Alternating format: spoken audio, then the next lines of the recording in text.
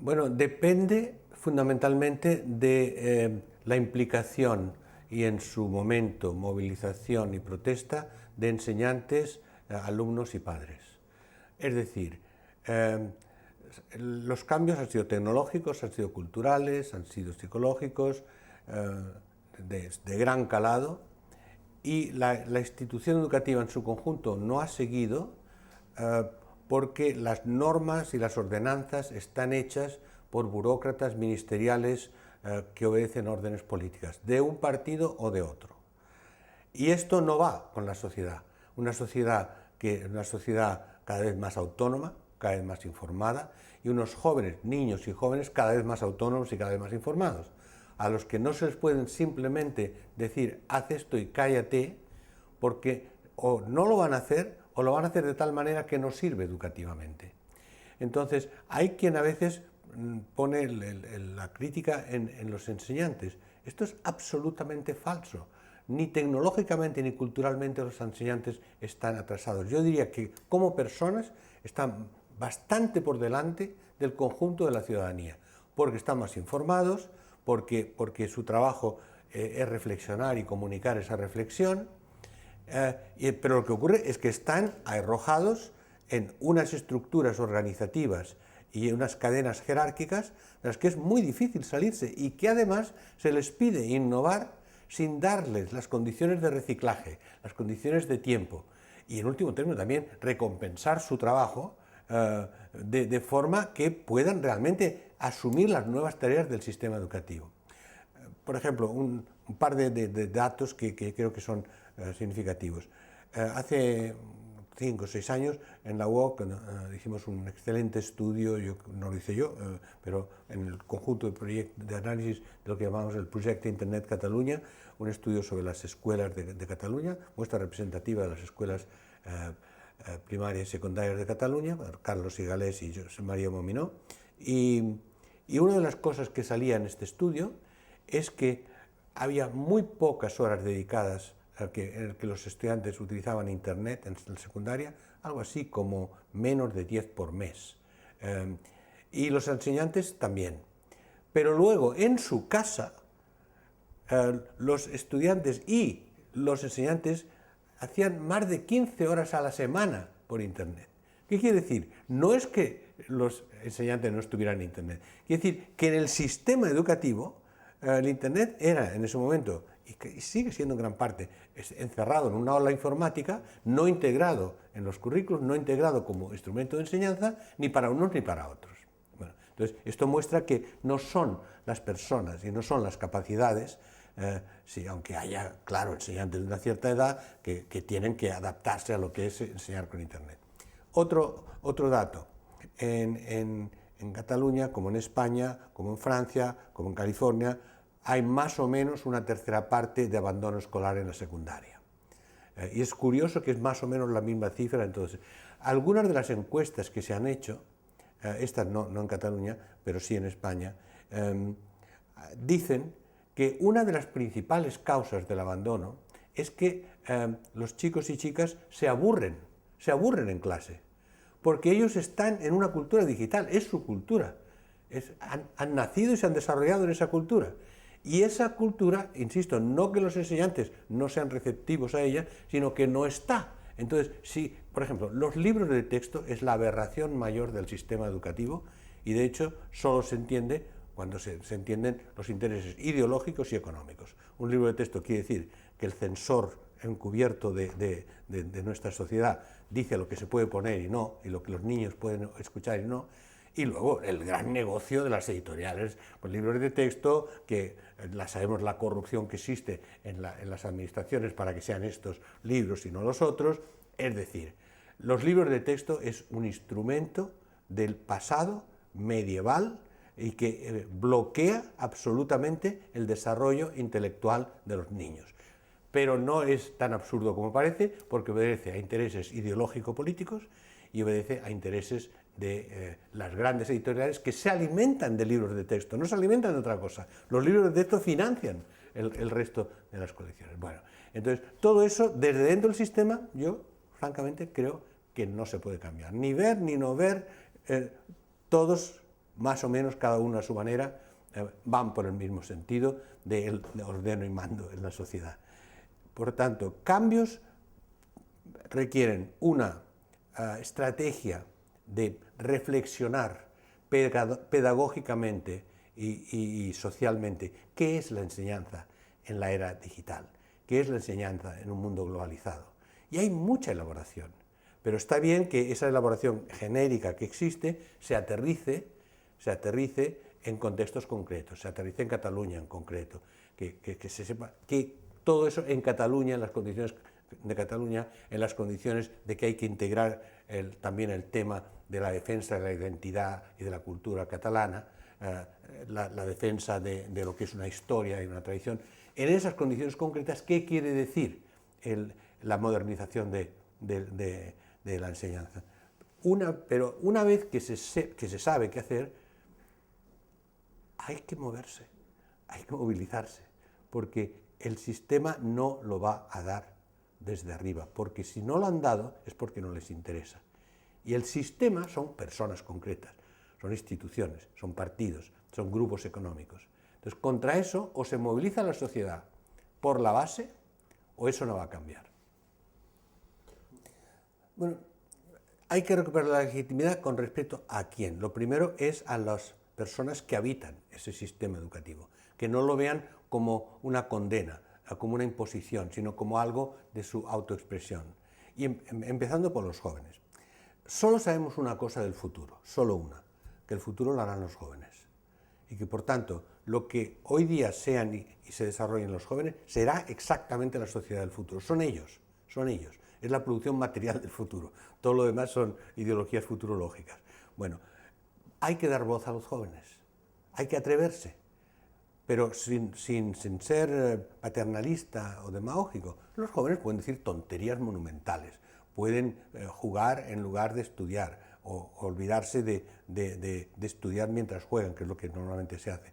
Pero hay que escucharles y por tanto hay que abrir un sistema realmente participativo en que los enseñantes se atrevan a que los pongan en cuestión y a establecer un diálogo.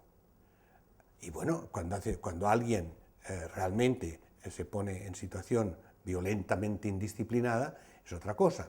Pero incluso en ese caso, el método mejor para manejar esos problemas de disciplina no es, de nuevo, la represión directa. Eso es un caso extremo.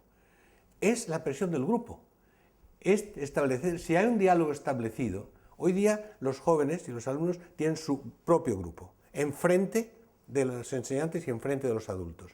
Si los enseñantes conseguimos establecer un vínculo entre nosotros y ellos, que fundamentalmente queremos los dos que mejore la escuela y que mejore la convivencia social, y que no solo aprendamos, sino que también creemos relaciones sociales nuevas entre nosotros.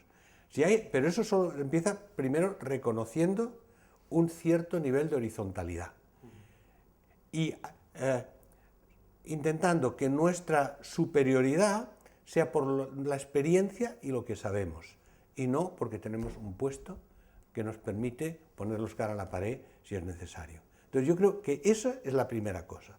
La segunda cosa es una integración mucho más fuerte con los padres.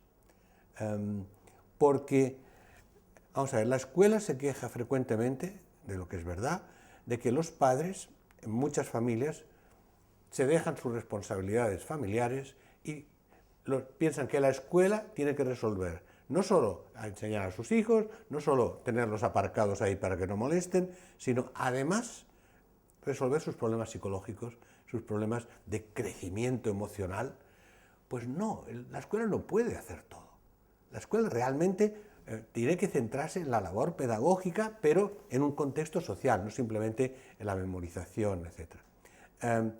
Y por tanto, los padres tienen que contribuir individual y colectivamente a ayudar a que esos jóvenes, o esos niños en algunos casos, se sientan más apoyados en casa, más apoyados en sus tareas escolares, más apoyados psicológicamente. Y cuando haya problemas en la escuela, los padres tienen que estar abiertos a que los enseñantes hablen con ellos y les comuniquen, mire, su niño le pasa esto. Muchas veces es más bien lo contrario. Los padres se relacionan con los enseñantes para protestar, para reclamar que qué le han hecho a su niño. Bueno, entonces yo creo que hay que llegar a establecer una confianza que los enseñantes puedan decir a los padres qué le ha hecho a este niño. Claro, todo eso requiere una cultura de la cooperación, una cultura de la colaboración y una cultura de tolerancia y diálogo constante entre los tres tipos de grupos que están involucrados. Y si esta comunidad de alumnos, padres, enseñantes, si esta comunidad establece su propia dinámica, su propia autonomía y genera ideas e iniciativas, entonces juntos se pueden proponer o se pueden imponer cambios positivos en el sistema educativo a las burocracias que nos controlan. Lo que hoy día sabemos es que los cambios tecnológicos, organizativos, en las empresas, en las administraciones, son tales que el aprendizaje no tiene que ser fundamentalmente un aprendizaje de ciertas habilidades y de ciertas capacidades, sino realmente la capacidad instalada en la persona de continuar siempre aprendiendo y de reprogramarse, es decir, de obtener por sí misma los conocimientos que son necesarios en concreto para cada tarea de las nuevas que van surgiendo. Una persona que hoy día sale de la secundaria va a tener, se calcula como mínimo, 6 profesiones distintas, no trabajos, profesiones distintas en la vida. Por ejemplo, la gente que se gradúa en física, ninguna hace física. Hacen informática, hacen enseñanza de ciencias, no se dedican a hacer investigación física, pero es una muy buena formación. Entonces, la cuestión, cuando yo hablo de trabajo genérico y trabajo autoprogramable, el trabajo genérico es aquel en que la persona humana que está en ese trabajo no es muy diferente de una máquina.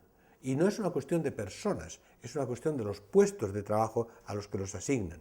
Es decir, que simplemente recibe instrucciones y las ejecuta. Y puede ser para producir zapatos o para producir un programa de ordenador, pero es simplemente un ejecutor de tareas. Ese tipo de trabajo genérico se puede sustituir por máquinas, se puede deslocalizar y enviar a otro país, se puede suprimir como trabajo formal y sustituirlo por uno informal, es decir, tiene poca defensa.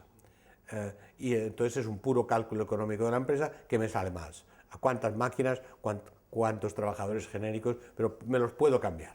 Son todos intercambiables. ¿Ya?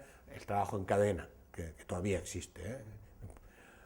El autoprogramable en las empresas de alta tecnología lo llaman talento. Es decir, las personas que tienen una capacidad de pensar los procesos en los que están, definir las tareas, buscar la información donde esté.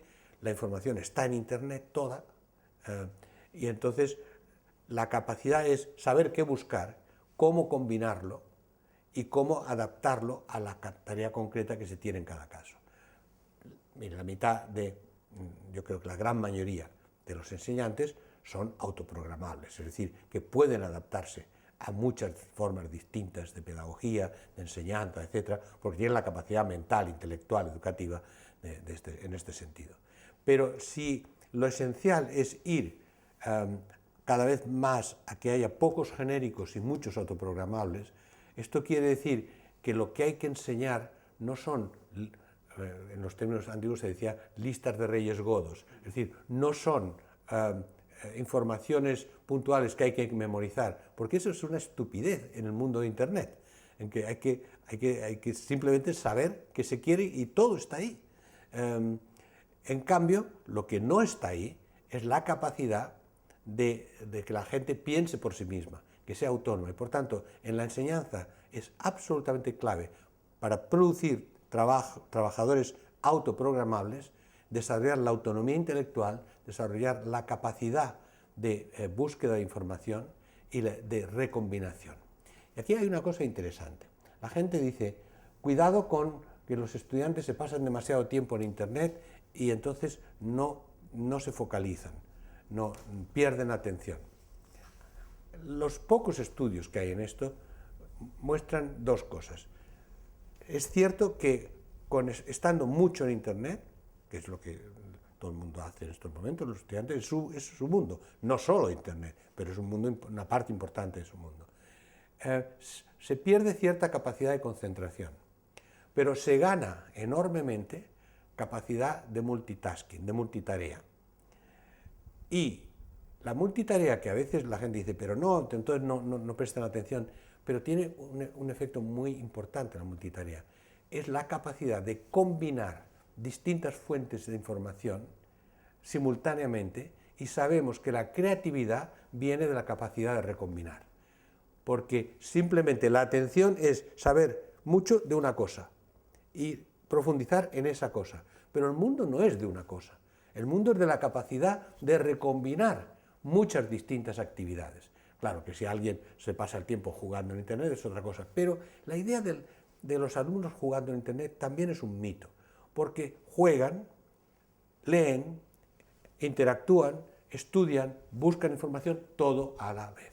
¿Qué ocurre? Que las personas de más de 50 años, para ponerlo sencillo, quizá aún más jóvenes, nos hemos formado en un mundo en que todo eso era imposible.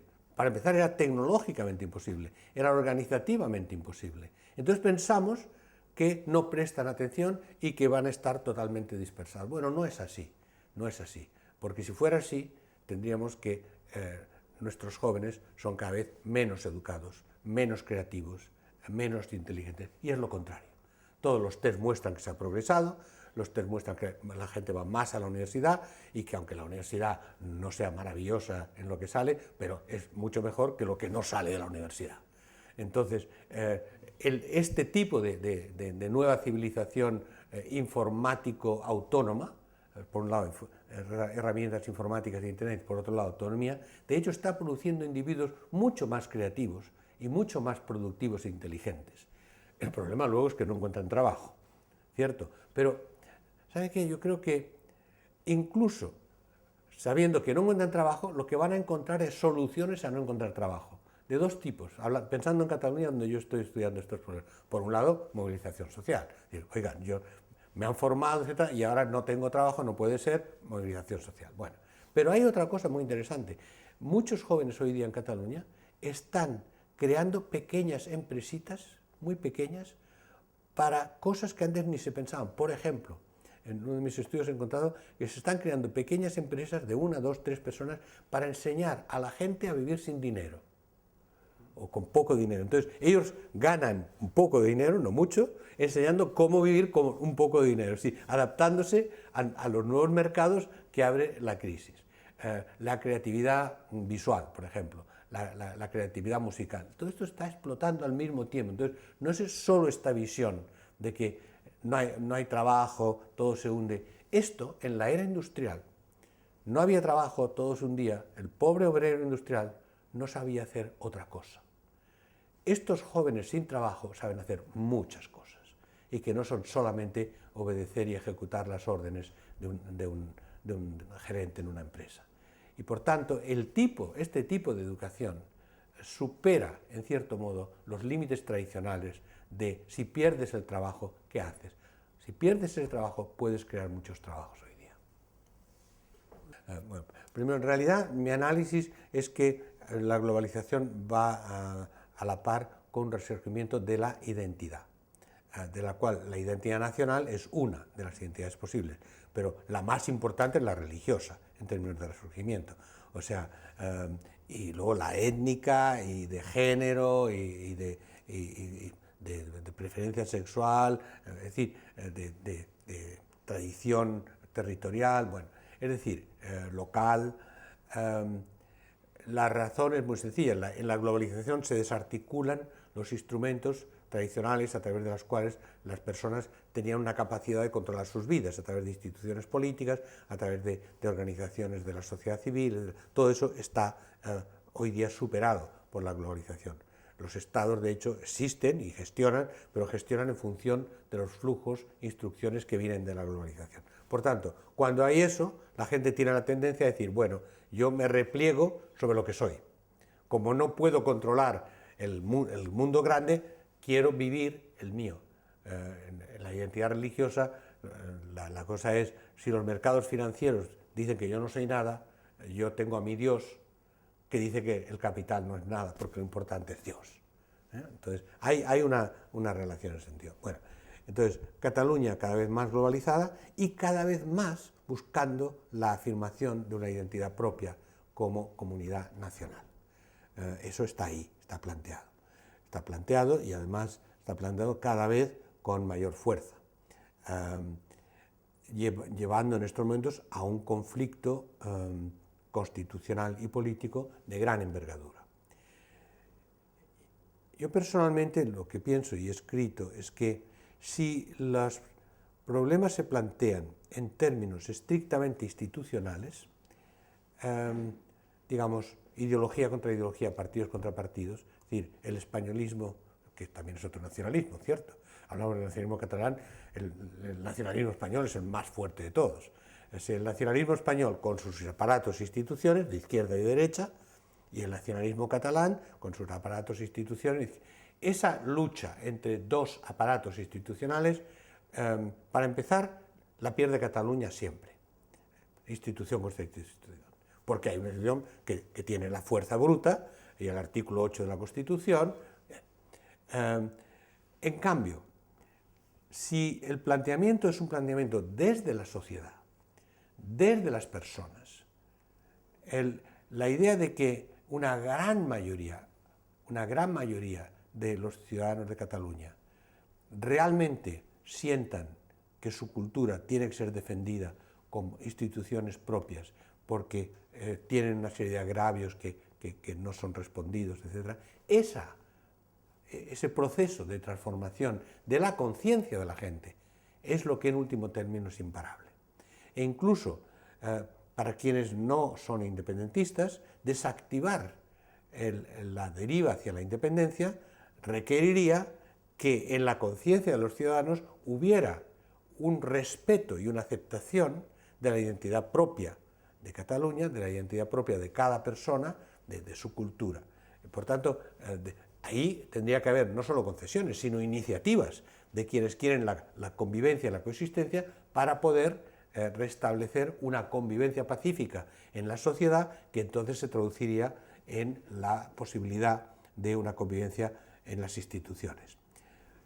En ese proceso de incrementar la conciencia propia y el valor de la identidad cultural no vista como retrógrada, sino en combinación con la apertura al mundo, es decir, a la vez cosmopolitas y catalanes, identidad global y mi identidad, las dos cosas a la vez, ahí el sistema educativo es fundamental, absolutamente fundamental, porque es ahí donde se forman, uno, la conciencia de los valores, y dos, la tolerancia, el diálogo. Si en algún lugar se puede cultivar la tolerancia, es el sistema educativo, porque si no hay tolerancia no se puede ni empezar a trabajar juntos, ¿verdad? Entonces, por eso los ataques ideológicos contra la expresión de las identidades culturales propias en el sistema educativo son demoledores. Es lo que puede hacer más daño a la convivencia hacia el futuro. Y por tanto, la defensa de la autonomía cultural y de la identidad de Cataluña en el sistema educativo es una batalla fundamental. Pero una batalla que no la pueden ganar las instituciones políticas, solo la puede ganar la ciudadanía, empezando por los enseñantes, los estudiantes y los padres. Bueno, yo creo que lo fundamental es cómo se preserva la educación pública, que es la educación que responde a los intereses generales de la sociedad y no a las tendencias de mercado, y además es un mecanismo esencial de reducción de la desigualdad social, porque si la desigualdad social en el empleo, en los ingresos, en la cultura, en la educación que ya se tiene, se duplica de la desigualdad en el sistema de enseñanza, entonces hay una reproducción del sistema y cada vez mayor. Y eso se duplica por el hecho de que si los pobres van a la pública y los ricos expanden la privada y cada vez más van a la privada, primero disminuyen los ingresos de lo que van a la pública y además aumentan la distancia en todos los sentidos entre una y otra. Por tanto, es fundamental la preservación de la educación pública. Pero, ¿cómo se puede preservar la educación pública? Solo a través de la calidad. Solo a través de la calidad. Es decir, si por la misma calidad hay que pagar mucho más para ir a la privada, solamente los snobs que quieren que sus niños vayan a la privada para que luego se casen entre ellos, se conozcan entre ellos y reproduzcan la élite, solo irán a la privada. Pero el problema no es ese, el problema es que hoy día muchas personas profesionales, clase media, etcétera, piensan que en la pública no van a tener la misma calidad de educación. Entonces yo creo que el incremento de la educación, de la calidad en la educación pública, en términos de número de alumnos por clase, la dedicación del enseñante, la capacidad tecnológica, idiomas es fundamental. Una buena parte de la enseñanza privada parte de la idea de que para aprender inglés tienen que ir a la privada. Entonces, yo creo que hace falta una revitalización de la calidad de la escuela pública y, por tanto, recursos. No hay otra manera, recursos. Y ahí los ciudadanos simplemente tienen que pedir cuentas a los responsables políticos. Si un ciudadano quiere realmente una educación pública, tiene que cortar la hemorragia de recursos que van a la privada. Así de claro. Entonces, yo diría que en términos de ese futuro de la educación, la calidad de la enseñanza pública requiere, en nuestro contexto, en el contexto europeo en este momento, una serie de iniciativas que creen la tolerancia en la multiculturalidad. Es decir, somos multiculturales, multiétnicos, más incluso yo diría multiétnicos en ese sentido, porque puede haber una catalanización de las comunidades inmigrantes, etc. Hay que aceptar la diversidad, porque lo somos y lo vamos a hacer siempre, por reproducción de la gente que ya está aquí, aunque cerráramos la puerta. Entonces, una de las razones xenófobas directamente de que a veces la gente mueve sus niños a la privada es porque la pública es multicultural. Y también los enseñantes tienen problemas de que, bueno, es que no entienden. No que ellos sean racistas, no, es que cómo van a tratar con niños de culturas diferentes, por lo cual quiere decir que una de las formas de transformación del sistema educativo es equipar a los enseñantes y a las escuelas, porque no son solo que todos los enseñantes sepan tratar con distintas culturas, sino que ciertas culturas necesitan que haya enseñantes de esa cultura que al mismo tiempo sean biculturales y bilingües. Entonces, si eso no se hace, cada vez más habrá escuelas públicas multiétnicas y escuelas privadas monoétnicas. Y ahí estamos además introduciendo un sistema xenofóbico en la sociedad. Por tanto, aumento de la calidad, aumento de la capacidad de tratar la multiculturalidad y defensa, entonces, en base a esto, de los presupuestos que vayan a la escuela pública con respecto a la escuela privada, y eso es una cuestión de la movilización ciudadana. Pero los ciudadanos no se movilizarán si no ven que la escuela pública es capaz de reformarse a sí misma. Por consiguiente, la primera responsabilidad está, yo diría, hoy día, en los enseñantes de la escuela pública, para, con los pocos recursos que haya, mostrar que puede haber mucha mayor calidad por otras razones. Solo desde una enseñanza pública de calidad podemos recuperar la confianza de los ciudadanos y luchar por más recursos para la escuela pública.